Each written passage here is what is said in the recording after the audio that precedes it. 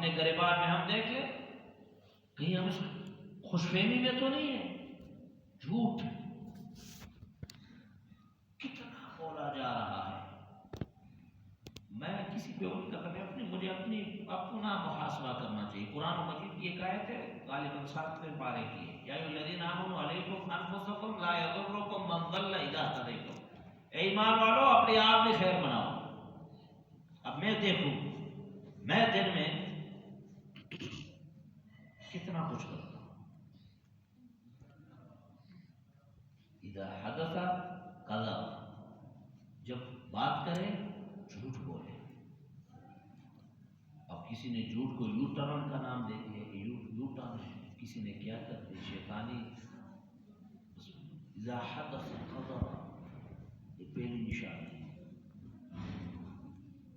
منافق ہے، اللہ کے نبی نے فرمایا نفاق عملی، نمازیں پڑھے لیکن جھوٹ بولتا ہے. اذا حدث کذب، ٹھیک نہیں. دوسری نشانی منافق کی، اذا وعد خلف. اخلف کا لفظ دیا ہے، جب وعدہ کرے وعدہ خلاف کرے. اذا عاہد غدر، جب معاہدہ کرے دھوکہ کرے. وعدہ کہتے ہیں دو بندوں کے درمیان کسی بات کا طے ہو جانا، اس کو پورا نہیں کرتا. معاہدہ کہتے ہیں دو ملکوں کے درمیان، دو قوموں کے درمیان، دو قبیلوں کے درمیان کسی معاملہ کا طے ہو جانا اور پھر وہاں پہ دھوکہ کرنا. یہ منافقین کے علاوہ اذا وعد خلف. دیکھ لیں دنیا میں کتنے وہ کچھ ہو رہے ہیں اور اس کا کیا ہو رہا ہے. اس کے باوجود بھی ہم کہتے ہیں ہم مومن ہیں. بس ہر بندہ دیکھ لے. آسان بات ہے، اپنا محاسبہ اپنا احتساب خود کرے. نیک والوں کی ضرورت نہیں. ہم سب محتاج ہیں اپنے احتساب کا. یومیہ احتساب کرنا چاہیے. یومیہ روزانہ کا احتساب ہونا چاہیے کہ میرا کیا بنے گا. تیسری نشانی جو اللہ کے نبی صلی اللہ تعالی علیہ وسلم نے منافق کی بیان کی ہے، وَإِذَا اؤْتُمِنَ خَانَ. جب اس کو امانت دار سمجھا جائے وہ خیانت کرے. امانت دار سمجھا جائے، علم ایک امانت ہے، اس میں خیانت کرے. غریبوں کے لیے ایک مسئلہ ہو، امیروں کے لیے دوسرا ہو، کہیں چھپا دے کہیں ظاہر کر دے، خیانت. مجلس کی باتیں ہوں، المجالس بالامانہ، مجلس کی باتیں امانت ہوں، دوسروں تک پہنچائے. اللہ کے نبی صلی اللہ علیہ وسلم نے تو یہاں تک فرمایا کہ جب مجلس میں ایک آدمی بات کرنے لگے اور ادھر ادھر دیکھے، اس کی اس حرکت سے سمجھ لو کہ اب جو یہ بات کر رہا ہے یہ یہی رہے، امانت ہے. وَإِذَا اؤْتُمِنَ خَانَ. بلکہ فقہا نے تو یہاں تک لکھا ہے پہلے زمانوں میں درم اور دنانیر ہوتے تھے، سونے اور چاندی کے سکے ہوتے تھے. سونے کے سکوں کو دینار کہا جاتا تھا، چاندی کے سکوں کو درہم کہا جاتا تھا. اب تو یہ نوٹ جو ہے نا یہ اصل میں اس سونے کی اور چاندی کی رسید ہوتی ہے. پہلے زمانے کے سکے سونے چاندی کے ہوتے تھے. اللہ کے نبی صلی اللہ تعالی علیہ وسلم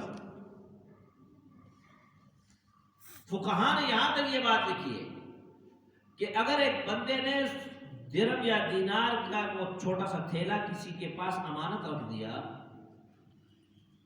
تو اس کو اتنا خیال رکھنا چاہیے کہ وہ چھوٹا سا جو تھیلا ہوتا ہے اس کا جو منہ دھاگے سے بند کیا ہوتا ہے، اگر وہ میلا ہو جائے تو جس کے پاس یہ امانت پڑی ہے اس کو اس بات کی بھی اجازت نہیں ہے کہ اس دھاگے کو کھول کر دھو کر پھر باندھ لے. چیز جائے تو درائم اور دینار کو استعمال کر. ماسٹر ویسا اندر تشریف لے آئے.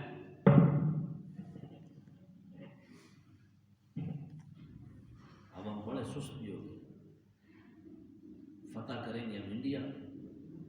حالات ہمارے یہ ہیں کہ ہم سردی کا مقابلہ کرنا چاہتا ہوں. یہ سب دیکھیں، میں بھی دیکھوں، اپنے حالات کو سارے دیکھیں. یہ کیا ہو رہا ہے؟ بس سے اسی خوش فہمی میں بھائیوں، خوش فہمی میں ظہر کی 4 رکعتیں پڑھ کے، جمعے کی 2 رکعتیں پڑھ کے، صبح کی نماز پڑھ کے خوش فہمی میں قرآن نہیں. قرآن بھی کھول، قرآن جیسا تعویذ نہیں کتاب سمجھی میں ہوتا ہے جی. قرآن پتہ ہے، قرآن الذی قسم میں قرآن اس سر کے رکھ کے کہنا یہ اللہ اس واسطے نازل نہیں کیا کہ اس سے تعویذیں تسی بڑھاؤں. یہ قرآن تعویذوں کی کتاب نہیں ہے، اور یہ نہ جنازے کے ساتھ لے جانے کی کتاب ہے، مردے کے ساتھ رکھنے کی، اور نہ آپ قرآن پڑھتے قرآن کے ہاتھ رکھنے والی کتاب ہے. کسی صحابی سے قرآن کی قسم اٹھانا ثابت نہیں. قرآن تو اس لیے آیا تھا کہ دور میں وقت نکالیں اور اس کو سمجھیں. آج وقت ہے تو پی ایچ ڈی کیا ہمارے پاس ہے، LLB کا وقت ہے، نہیں ہے تو قرآن سمجھنے کے لیے.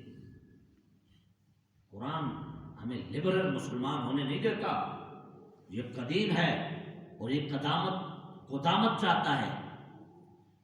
بہرحال ہر بندہ اپنا محاسبہ خود کرے، ہر بندہ خود نیک کا ہے، اپنا محاسبہ خود کر لے. غیر کی آنکھ کا تنکا تجھے نظر آتا ہے غافل، غیر کی آنکھ کا تنکا تجھے نظر آتا ہے، دیکھ اپنی آنکھ کا شاطیر بھی ذرا. بس میں اپنے لیے باتیں کر رہا ہوں، آپ کے لیے نہیں کر رہا. آپ سن رہے ہیں تو آپ بھی اپنا محاسبہ شروع کر رہے ہیں، احتساب شروع کر رہے ہیں. وَإِذَا اؤْتُمِنَ خَانَ، اللہ اتنا خیال ہو، وہ دھاگا جو میلا ہونے پڑا وہ تھیلے کا گتھیدہ دھاگا، اس کو دھونے کی اجازت نہیں. کسی سے مشورہ لیا جائے، وہ اچھا مشورہ دے، یہ بھی امانت میں خیانت نہ کرے. یہ ساری چیزیں، یہ منافق کی 3 نشانیاں اس حدیث میں بیان کی. یہ نفاق عملی، منافق جو ایکشن منافق، جس کے موونگ نقل و حرکت منافقانہ، بات کرے جھوٹ بولے، وعدہ خلافی کرے، امانت میں خیانت کرے. ایک اور حدیث میں جو 4تھی نشانی بیان کی گئی ہے وہ ہے وَإِذَا خَاصَمَ فَجَرَ، جب کسی سے جھگڑا کرے نا تو گالی گلوچ دے. یہ تو منافقین پہلے گالی گلوچ لڑائی کے وقت دیا کرتے، اب یہ عادت بن گئی. اللہ معافی فی الحال اللہ سانو بچائے رکھے، مجموعی طور پہ نہیں. ادھر پنجاب کی طرف جاؤ نا، میں ممبر پہ بیٹھا ہوں اللہ کے نبی کے ممبر پہ صلی اللہ علیہ وسلم، وہ ہنسی مذاق میں بھی بہن کی گالی دے دیتے ہیں اور اگلا بڑا خوشی نال برداشت کر جاتا ہے. ہماری زبانوں پہ ذکر نہیں ہے، گالیاں ہیں، پھر بھی ہم کہتے ہیں. ساڑی مثال اس کھان نہیں سمجھو جڑا پوری چونج گندی دیتی ہونی گاری اور چونج کٹ کے پھر صاف ستھرے کے کر کے اپنا پرشر ٹھیک کر کے ہمیں ٹھیک ٹھاک. بس میرے بھائیو، ان 7 نشانیوں کو پلے باندھ لیں اور ہر وقت اپنا محاسبہ کرتے رہیں. یار فوراً استغفار، تاکہ وہ بھاگے ہوئے فرشتے پھر لوٹ آئیں.